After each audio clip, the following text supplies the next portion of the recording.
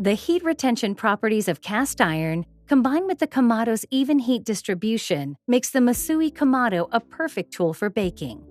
You can proof with precise temperature control and place the pot straight into the oven. Or you can steam bake without using an oven. This method maintains the moisture inside the dough.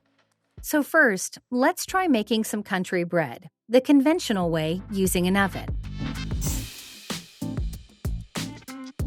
Combine the ingredients and knead the dough.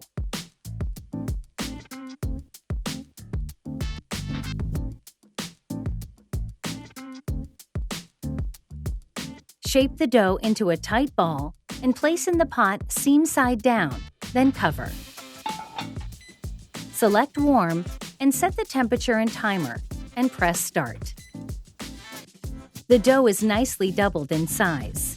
The precision temperature control guarantees a consistent environment for proofing, achieving the same results every single time.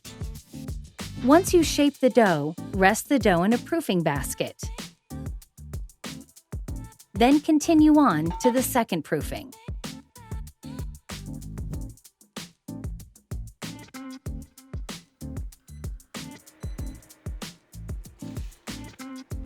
Once the dough is ready, transfer the Masui into the oven.